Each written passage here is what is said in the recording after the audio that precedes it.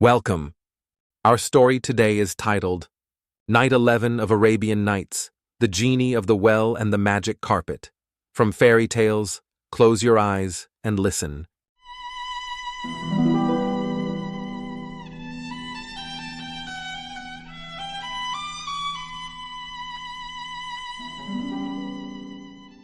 Once upon a time in a land far, far away, in the palace of King Shahryar, as the 11th night draped its velvet curtain across the kingdom, Scheherazade began her tale, her voice weaving through the hushed chambers. Grant me your attention, O fortunate king, and you shall hear of days long past in the fabled city of Eldoria, where lived a young man named Ethan. Ethan was of sharp wit and courageous heart, yet misfortune had claimed his parents in his youth, leaving him to a life of humble circumstances. He earned his meager living by gathering firewood from the outskirts of the city. One sun-drenched afternoon, as Ethan wandered through a desolate valley seeking fallen branches, his gaze fell upon an ancient well, its opening concealed by a large, moss-covered stone. Curiosity stirred within Ethan, and with considerable effort, he rolled the stone aside and peered into the depths. The well was shrouded in shadow, its bottom unseen, but a faint voice echoed from below. "Is anyone there?" Ethan called out, his voice echoing in the stillness. A raspy reply drifted upwards. "Yes, young man. I am down here, trapped at the bottom. Could you possibly lend me your aid to escape?"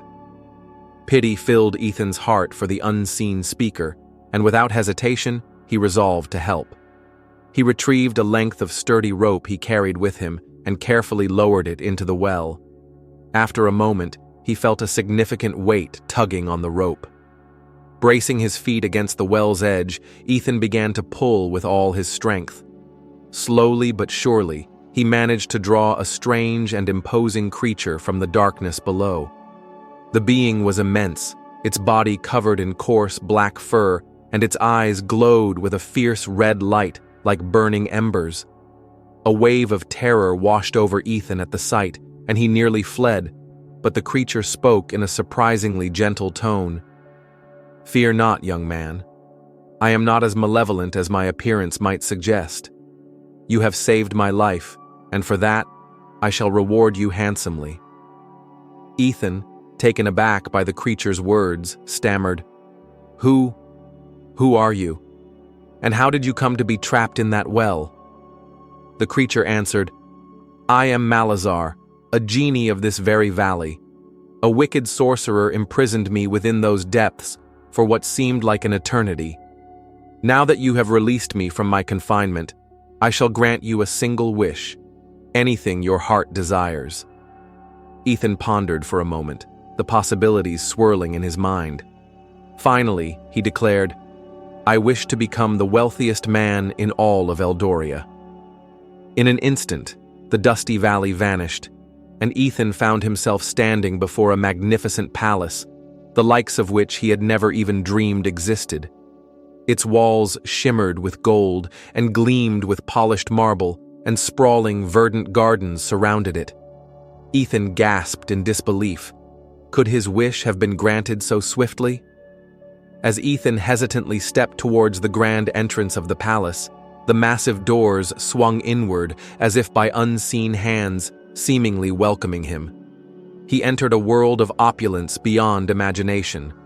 Servants adorned in rich livery bowed low as he passed, their faces respectful and attentive. They led him through vast halls adorned with priceless artifacts and breathtaking works of art, finally arriving at an immense chamber overflowing with treasures.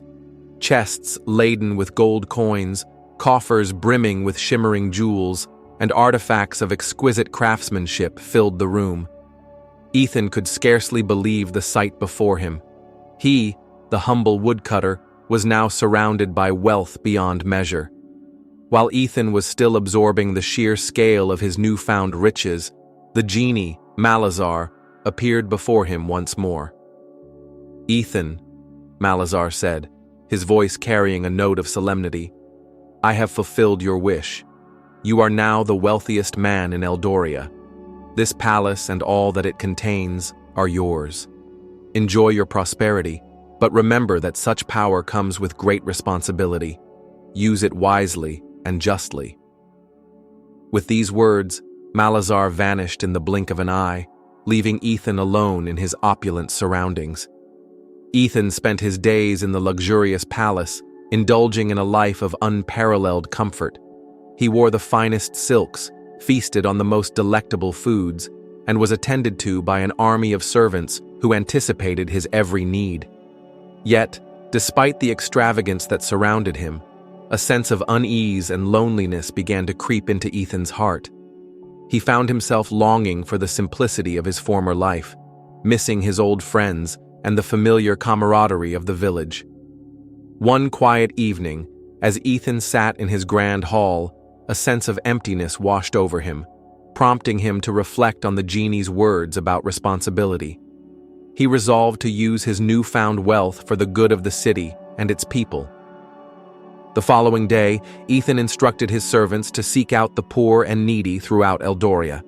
He began distributing food, clothing, and money to those less fortunate, and initiated the construction of hospitals and schools to benefit the community. Soon, Ethan became beloved by the people of Eldoria, his name synonymous with generosity and compassion. However, despite his philanthropic endeavors and the respect he had earned, a deep-seated yearning remained within Ethan's soul. He felt a pull towards something more, something he couldn't quite define. One starlit night, as Ethan gazed at the heavens from the balcony of his palace, he noticed a star that shone with an unusual brilliance in the distant expanse. An inexplicable connection drew him to that celestial beacon, as if it were beckoning him across the vastness of space. At that very moment, the genie, Malazar, reappeared before him. "Ethan," the genie said, his gaze knowing, "I have observed that despite your great fortune and good deeds, a part of you remains unfulfilled. Is there another desire that lingers in your heart?" Ethan looked at Malazar and confessed, "My friend, you have indeed granted my wish, and I am now the wealthiest man in Eldoria. I have striven to be just and charitable, yet a certain longing persists. I feel an inexplicable pull towards that distant star. Does it hold some significance for my life?"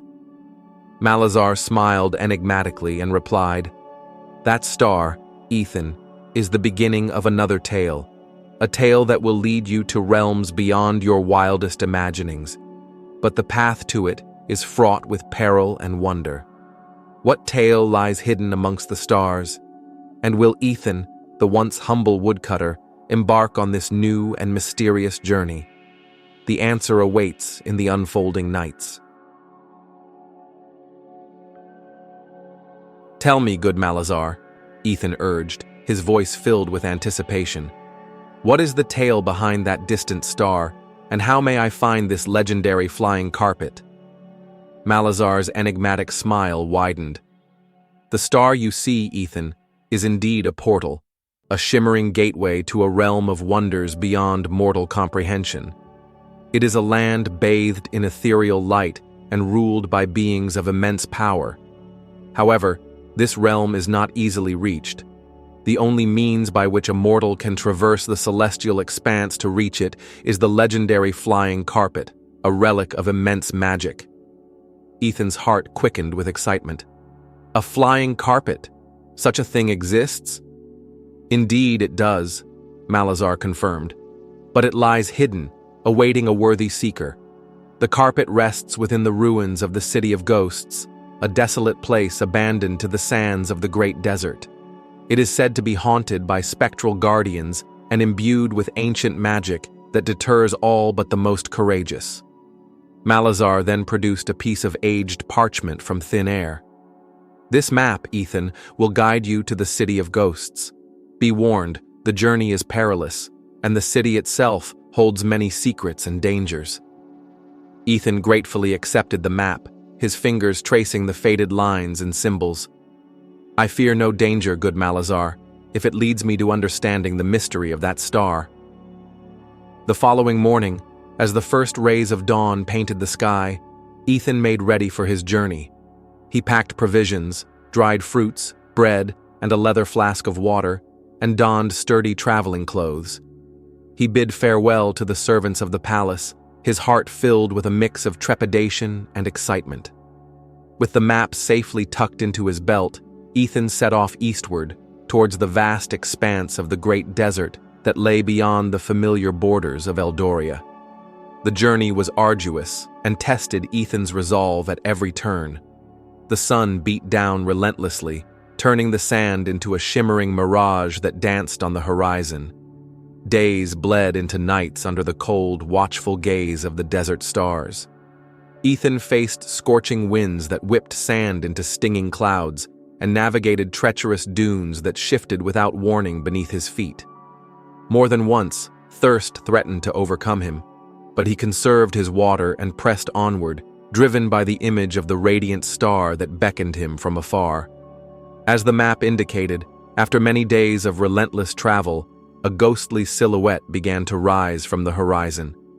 As Ethan drew closer, the shimmering heat haze gave way to reveal the crumbling walls and skeletal towers of a once grand city, the city of ghosts.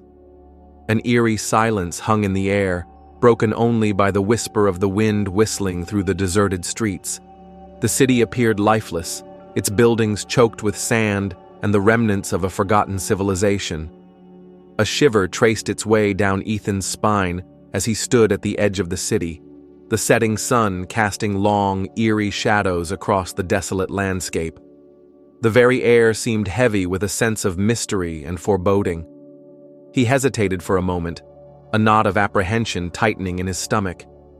Yet, the pull towards the star, the burning desire to uncover its secrets, overcame his fear.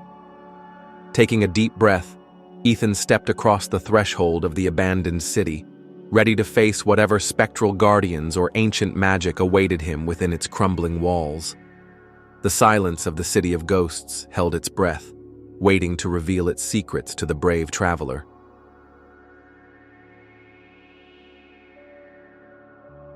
Ethan ventured deeper into the city of ghosts, the silence pressing in on him like a physical weight. Crumbling buildings lined the deserted streets, their once grand facades now scarred and eroded by the relentless desert winds. Sand dunes had encroached upon courtyards and filled once bustling thoroughfares, creating an uneven and treacherous terrain. Ethan walked slowly, his boots crunching on the loose stones and sand, his eyes scanning the shadows that danced in the fading light. Despite its desolation, the city held remnants of its former glory. Intricate carvings adorned the crumbling walls, depicting scenes of a vibrant life that had long since vanished. Fragments of colorful mosaics lay scattered on the ground, hinting at the artistry of a forgotten era. Ethan paused by a toppled fountain, its once flowing waters now replaced by swirling sands, and imagined the laughter and chatter that might have once filled this place. As dusk deepened, the city took on an even more spectral air. Long, eerie shadows stretched from the ruined buildings, transforming familiar shapes into menacing figures. A low, mournful wind began to whistle through broken windows and archways, sounding like the sighs of forgotten souls. Ethan clutched the map Malazar had given him, its aged parchment feeling strangely warm in his hand. According to the map, the flying carpet was hidden within the grand palace that stood at the heart of the city, its silhouette looming against the darkening sky. Making his way towards the palace, Ethan noticed an unsettling stillness in the air. It was as if the city itself was holding its breath, waiting for something to happen. Suddenly, a faint whisper seemed to drift on the wind, too soft to understand, yet undeniably present. Ethan stopped, straining his ears, but the whisper faded as quickly as it had appeared. He continued onward, a growing sense of unease prickling his skin. The palace gates, once undoubtedly magnificent, now hung precariously on their hinges, groaning softly in the breeze. Ethan pushed them open and stepped into a vast courtyard, overgrown with thorny weeds and littered with fallen stones. The palace itself was a colossal structure, its numerous towers reaching towards the heavens like skeletal fingers. Many windows were broken, their empty sockets staring out into the desolate city. As Ethan made his way through the shadowed courtyard, he noticed a faint glow emanating from a ground-floor window of the main palace building. Curiosity piqued, he approached the window cautiously and peered inside.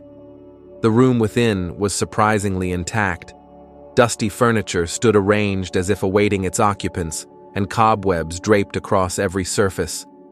In the center of the room, resting on a low table, was a small, ornate box that emitted a soft, ethereal light. Ethan's instincts told him that this box might hold a clue to the location of the flying carpet. He tried the door to the room, but it was firmly locked.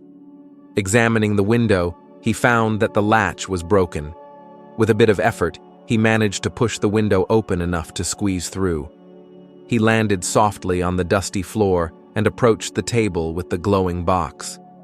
As he reached out his hand to touch the box, a voice echoed from the shadows behind him, a voice that was both chillingly cold and ancient. "What do you seek in this forsaken place, mortal?" Ethan whirled around, his heart pounding in his chest, and saw a tall, shadowy figure emerging from the darkness, its form indistinct, its eyes glowing with an eerie, pale light. A spectral guardian, perhaps? The silence of the city of ghosts had finally yielded to its ghostly inhabitants. Ethan's heart pounded against his ribs like a trapped bird, but he forced himself to meet the gaze of the shadowy figure. I seek the flying carpet," he managed to say, his voice barely above a whisper in the echoing silence of the room. "The Genie Malazar sent me here." The spectral figure remained still, its pale eyes seeming to pierce through Ethan. A chilling gust of wind swirled around it, and its voice echoed with the weight of centuries. "Malazar? A name I have not heard in ages. He once roamed these lands freely, before the sands claimed our city. What is your purpose, mortal, in seeking the carpet?" "I need it to reach a star, a gateway to another realm," Ethan explained, hoping the truthfulness of his words would appease the ghostly being. "Malazar said the carpet is hidden within this palace." The shadow seemed to consider his words, its form flickering slightly, as if caught in an unseen breeze. "The carpet is indeed here. It has been guarded by my kind since our city fell silent. Many have sought it, driven by greed or ambition, but none have been worthy." Ethan stepped forward, his gaze fixed on the glowing box on the table. "I do not seek it for such selfish reasons. I have a purpose, a quest given to me by a powerful being from that other realm. I am destined to face a great darkness, and the carpet is my only means of reaching my destiny." A faint, ethereal sigh seemed to emanate from the shadow. "Destiny is a heavy burden for a mortal to bear. Prove to me that your intentions are true and that you are worthy of wielding such power, and perhaps I shall guide you." Ethan's hope surged. "How can I prove myself to you?" The shadow gestured towards the glowing box on the table. "This box contains the memories of our city, the joys and sorrows of those who once walked these halls. Touch it, and you shall see glimpses of our past. If you can show me that you understand our loss and that your heart is filled with compassion, then perhaps I will believe your words." Hesitantly, Ethan reached out and placed his hand on the glowing box. As his fingers made contact with its smooth surface, a wave of images flooded his mind. He saw the city in its vibrant heyday, bustling with merchants, artisans, and families. He witnessed moments of laughter and celebration, of love and friendship. But then, the images shifted, showing the slow decline of the city, the creeping sands, the despair in the eyes of its people as their homes were swallowed by the desert. He felt their fear, their loss, their longing for what was. The visions were overwhelming, and Ethan staggered back, his heart heavy with the sorrow of a people who had vanished from the face of the earth. He looked at the shadowy figure, his own eyes filled with tears. I "I understand," he whispered. "Their loss. It is profound." The shadow remained silent for a long moment, its pale eyes fixed on Ethan. Finally, it spoke, its voice softer than before. "You have seen a fragment of our story, mortal. Your heart seems to hold empathy for our plight. Very well. I shall tell you where the flying carpet lies hidden. But be warned, other guardians still protect it. Your journey is far from over." The shadow then extended a long, translucent finger and pointed towards a dark archway at the far end of the room. Beyond that archway lies a passage that leads to the royal treasury. The flying carpet is concealed within a secret chamber there, guarded by illusions that will test your perception. Only those with a clear mind and unwavering focus can pass through them. Find your way to the treasury, and the carpet shall be yours. With these words, the shadowy figure began to fade, its form dissolving back into the darkness from whence it came, leaving Ethan alone once more with the glowing box and the daunting prospect of navigating the illusions that guarded the royal treasury. Ethan approached the dark archway, a sense of both anticipation and trepidation filling him. He could feel the weight of the spectral guardian's words, the responsibility of his quest pressing down on him. Taking a deep breath, he stepped through the arch and into the passage beyond. The air immediately grew heavy, and the dim light from the room behind him seemed to dissipate into an almost palpable darkness. As Ethan took his first tentative steps, the passage began to shift and change around him. The walls, which had appeared to be solid stone, now seemed to ripple like water, their surfaces adorned with fleeting images of faces, some laughing, some sorrowful, their eyes following his every move. Ethan focused his gaze straight ahead, trying to ignore the unsettling spectacle around him. He reminded himself of the guardian's words. The illusions would test his perception. He knew he couldn't afford to be distracted by every flicker of light or whisper of sound. As he continued deeper into the passage, the illusions became more intense. The floor beneath his feet seemed to drop away into an endless abyss, only to reappear moments later as a narrow, winding path. The air filled with discordant music that seemed to come from nowhere and everywhere at once, its melodies both alluring and disturbing. Ethan pressed his hands to his ears, trying to block out the cacophony, but the music seemed to penetrate his very thoughts. He remembered the times in his youth when he had been lost in the woods, how focusing on a single landmark had helped him find his way back. He decided to apply the same principle here.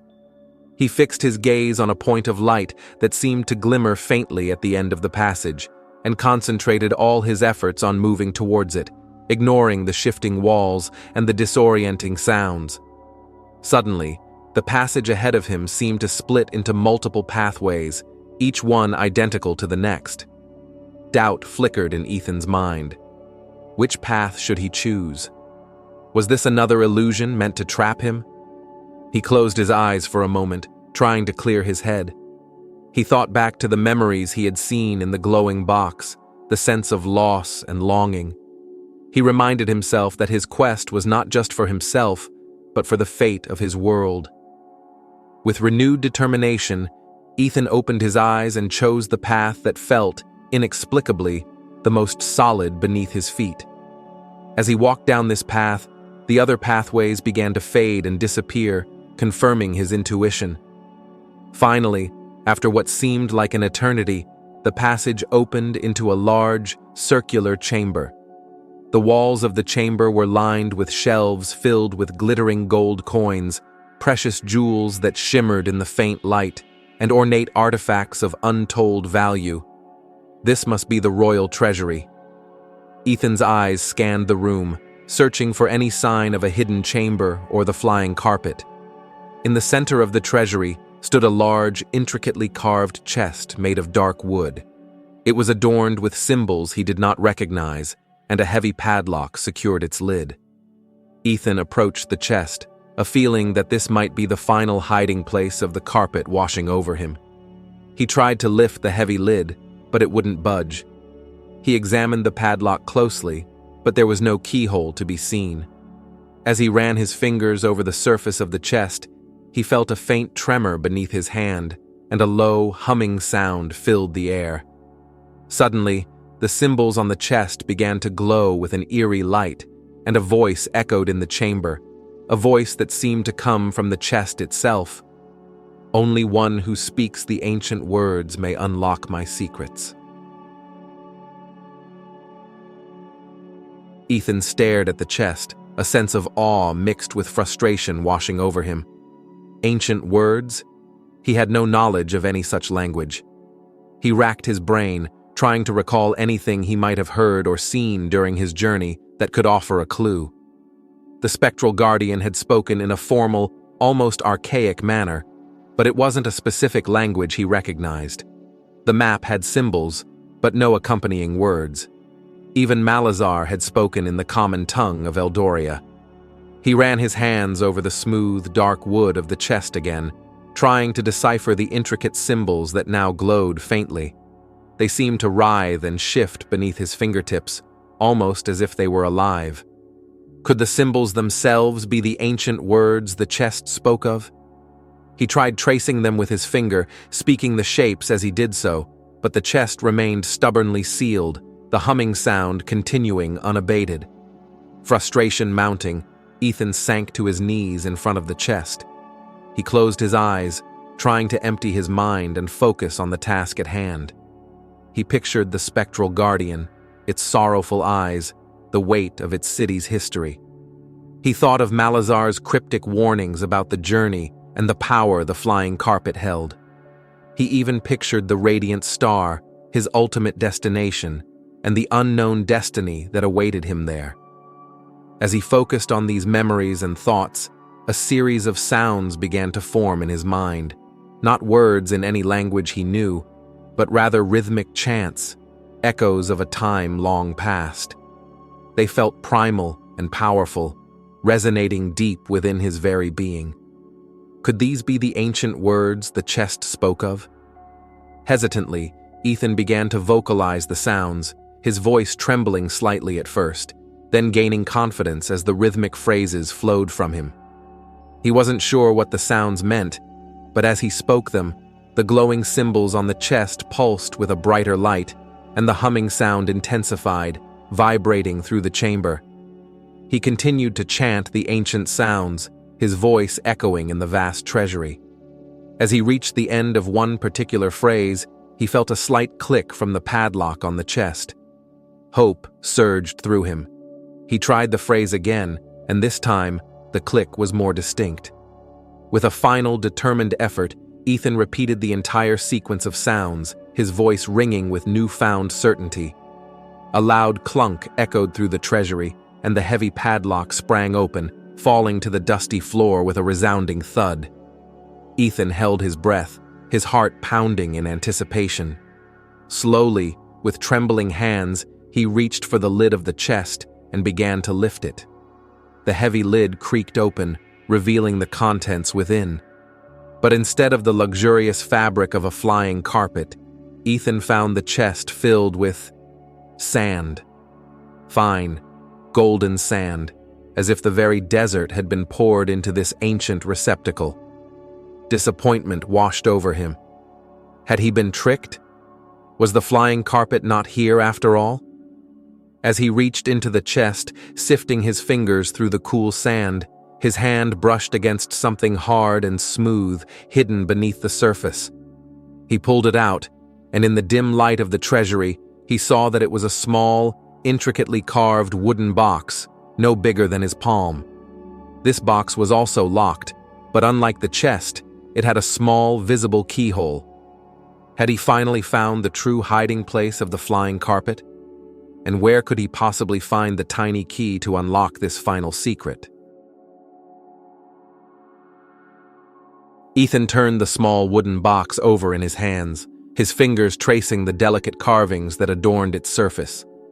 The wood was dark and smooth, and the carvings depicted intertwined vines and strange, otherworldly creatures.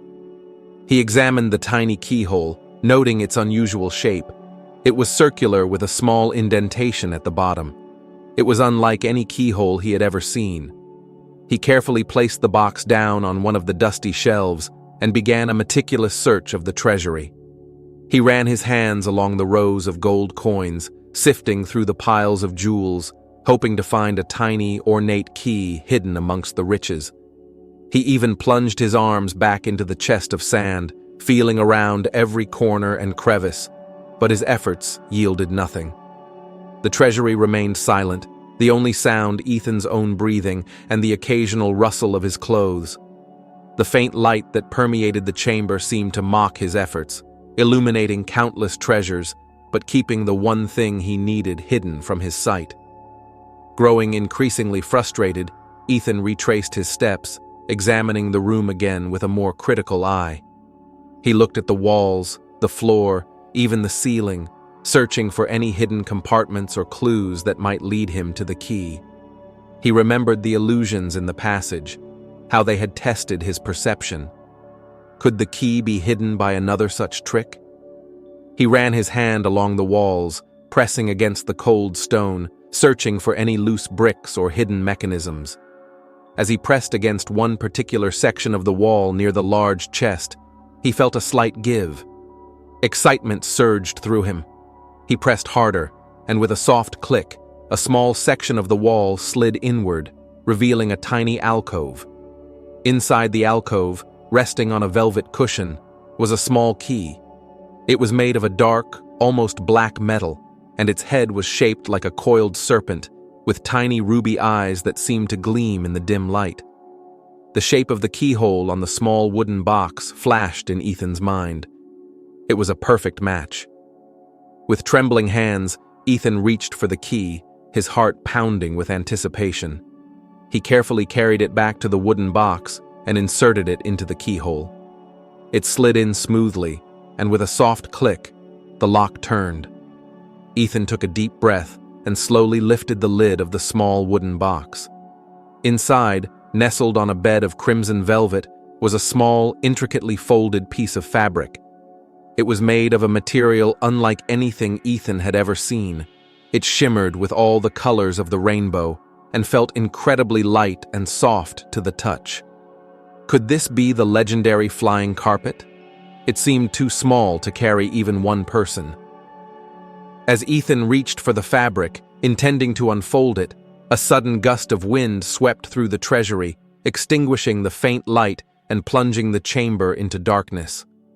A low, guttural growl echoed from the shadows, and Ethan felt a pair of unseen eyes fix on him. He clutched the small box tightly, his other hand instinctively reaching for the hilt of the small dagger he carried. The silence of the treasury was shattered by the menacing sound, and Ethan knew he was not alone. Had another guardian been alerted? Or was something else lurking within the darkness, waiting for its moment to strike? Ethan clutched the small wooden box tighter, his senses straining in the sudden, absolute darkness. The guttural growl echoed again, closer this time, and Ethan could feel the presence of something large and menacing moving in the blackness. He fumbled for his dagger, his knuckles white as he gripped the hilt, his heart pounding in his chest like a drum. "Who's there?" Ethan called out, his voice echoing in the oppressive darkness. "Show yourself!" The only response was a soft, slithering sound, as if something was moving across the stone floor towards him. Then, two glowing yellow eyes pierced the darkness, appearing just a few feet away. Ethan instinctively recoiled, his back hitting the cold stone of the shelf behind him. The eyes belonged to a creature unlike anything he had ever encountered before. It was large and feline, with sleek black fur that seemed to absorb the light, making it almost invisible in the darkness, save for its piercing gaze. A low purr, more menacing than comforting, rumbled from the creature's chest. It stalked slowly towards Ethan, its yellow eyes never leaving him. Ethan held his dagger out defensively, his hand trembling slightly. He knew he was outmatched in terms of physical strength, but he had to protect the box and whatever it contained. "What do you want?" Ethan asked, his voice betraying his fear despite his efforts to sound brave. The creature stopped a few feet away and spoke, its voice a smooth, chilling purr that seemed to vibrate in the air. "The treasure of our city belongs to its guardians, little mortal. You have taken what is not yours." "I seek the flying carpet," Ethan replied, his eyes darting between the creature's glowing gaze. "Malazar sent me. It is my destiny to reach a star." The creature tilted its head, its yellow eyes narrowing. "Destiny?" A word often spoken by those who seek what they cannot have. The carpet is a powerful artifact, and it is not meant for mortal hands. Suddenly, the creature lunged, its powerful body moving with surprising speed. Ethan reacted instinctively, sidestepping the attack and thrusting his dagger towards the creature's flank. The blade scraped against something hard and scaly, and the creature hissed in annoyance, its claws raking at the air where Ethan had been moments before. Ethan knew he couldn't defeat this creature in a direct fight. He needed to use his wits. He remembered the small piece of fabric in the box. Perhaps it was the key to escaping this situation. While the creature was circling him in the darkness, Ethan quickly opened the small wooden box and took out the folded fabric. As his fingers touched the shimmering material, a faint light began to emanate from it, growing stronger and brighter until it illuminated the treasury with a soft, multicolored glow. The black feline creature hissed and shielded its eyes, its glowing gaze momentarily dimmed by the unexpected light. Ethan quickly unfolded the fabric. As it unfurled, it grew larger and larger, transforming from a small piece of cloth into a magnificent carpet, its intricate patterns shimmering with an inner light. It was indeed the legendary flying carpet. The feline creature, now clearly visible in the carpet's light, snarled at Ethan, its eyes filled with fury. It was about to lunge again when Ethan quickly stepped onto the carpet. He didn't know how to control it, but he instinctively wished to be lifted away from the creature. The carpet beneath his feet vibrated, then slowly began to rise from the ground. The feline creature leaped, its claws reaching for Ethan's legs, but the carpet ascended just out of reach, carrying Ethan upwards towards the ceiling of the treasury, leaving the enraged guardian growling below. With the snarling feline guardian left behind in the treasury below, Ethan found himself ascending rapidly on the flying carpet. He gripped the edges tightly at first, feeling a thrill mixed with a touch of fear as the ancient magic responded to his unspoken wish to rise. As he gained altitude, he realized that the carpet seemed to understand his intentions. By simply thinking of a direction or a destination, the carpet would smoothly glide in that direction. Ethan directed the carpet upwards, out of the darkness of the crumbling palace and into the cool night air. Below him, the city of ghosts lay silent and still under the moonlight, its secrets temporarily unveiled, but now receding into shadow. He steered the carpet away from the desolate city and towards the east, remembering Malazar's description of the radiant star as a gateway.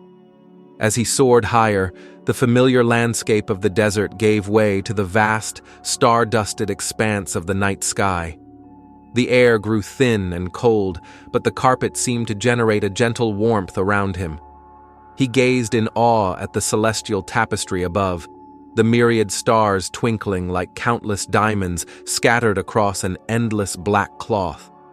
He saw constellations he had only read about in old books, their patterns shining with newfound clarity. The distant star, his initial beacon, grew larger and brighter with each passing moment. As he approached it, the star transformed from a single point of light into a swirling vortex of colors, gold, silver, and pure white light intertwined in a mesmerizing dance. Ethan felt a pull towards it, an irresistible force drawing him closer. He guided the flying carpet into the heart of the vortex, and the world around him dissolved into a kaleidoscope of light and energy.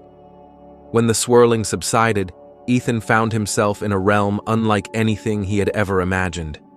He floated amidst clouds of shimmering light, and before him stood a majestic figure radiating warmth and serenity.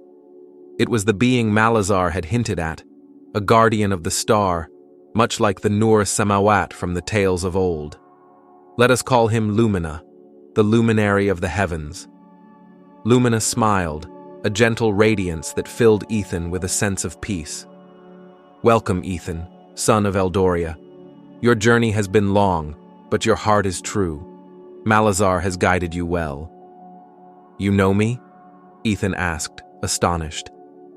We have watched you, young Ethan, Lumina replied, his voice like the gentle chime of bells. Your kindness to the Genie, your courage in the city of ghosts, these have shown your worth. The star you were drawn to is a beacon of hope, a place where balance is maintained in the cosmos. But a shadow stirs, a darkness that threatens to unravel the harmony of the spheres. Ethan's heart sank. The darkness. Malazar spoke of it. Indeed, Lumina confirmed, an imbalance has begun to spread. You, Ethan, possess a unique connection to both your world and the energies of this realm. You have a role to play in restoring the balance. You must return to Eldoria, not with a weapon or great power, but with the wisdom and understanding you have gained on this journey. Guide your people towards compassion and unity, for it is in their collective light that the shadow will recede. Lumina then extended a hand, and in it, a seed of pure light began to glow. Take this seed, Ethan. Plant it in your land. It will blossom into a flower that embodies the spirit of unity and will serve as a reminder of the interconnectedness of all things. Ethan gratefully accepted the seed, feeling a surge of determination. He understood now. His journey wasn't about acquiring power, but about fostering the strength within his own world. He thanked Lumina for his guidance and wisdom. With a final farewell to the luminary of the heavens, Ethan stepped back onto the flying carpet. In moments, he was soaring back through the vortex, the image of the radiant star fading behind him as he journeyed towards his own world. He carried with him not only the memory of his incredible adventure, but also the seed of light, a symbol of hope for the future of Eldoria. And here, O fortunate king, concludes the tale of the 11th night. But as the stars continue their silent dance across the heavens, know that every journey holds the potential for a new story, and the seeds of one adventure often blossom into the wonders of another. With these words, Scheherazade fell silent, leaving King Shahryar to ponder the vastness of the cosmos and the unexpected paths that destiny could weave.